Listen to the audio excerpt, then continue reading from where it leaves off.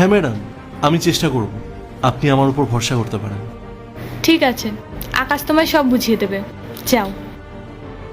চলো।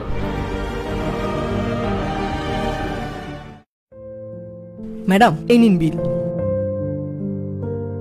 খাবারটা অসাধারণ, এমন চাইনিজ খাবার আগে কখনো আমি খাইনি।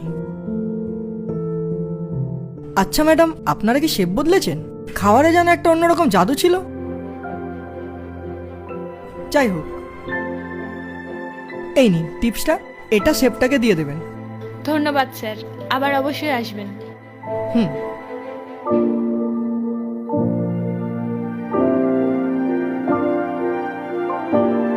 গোপালকে একটু ভেতরে পাঠাও তো।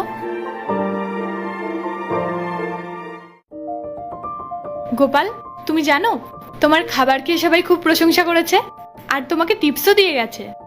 তুমি তো আগে বলনি তুমি এত দক্ষ। এত ভালো রান্না করতে তুমি কি করে শিখলে? ম্যাডাম, এক সময় আমারও নিজের রেস্টুরেন্ট ছিল। আমি একাই সবটা সামলাতাম। আমার ওই রেস্টুরেন্টে অনেক কাস্টমার আসতো, আমি অনেক টাকা ইনকাম করতাম। অতিরিক্ত টাকার নেশা আমাকে অন্ধ করে দিয়েছিল, আর আমি ভুল পথে পা বাড়াই, যার ফলে আমার সব কিছু হাতছাড়া হয়ে যায়। এমনকি আমার মা, বাবা, আমার স্ত্রী, আমার সন্তান সবাই আমার হাত ছেড়ে চলে যায়। তাই আমি সবকিছু হারিয়ে কাজের সূত্রে এখানে এসেছি।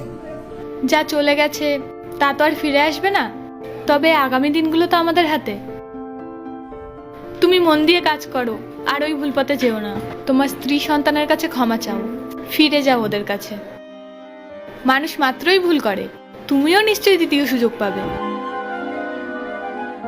আর শোনো, এখন থেকে তুমি আমাদের শেফ। তোমার মাইনে 12,000 থেকে 30,000 করে দেওয়া হলো, চলবে তো?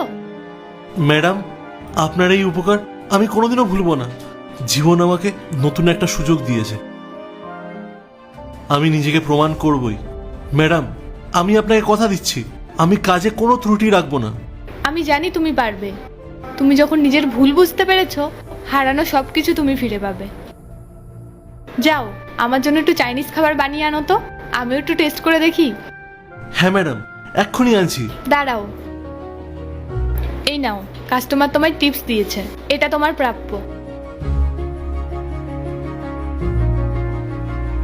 অনেক ধন্যবাদ ম্যাডাম, অনেক ধন্যবাদ। আমি এক্ষুনি খাবার নিয়ে আসছি।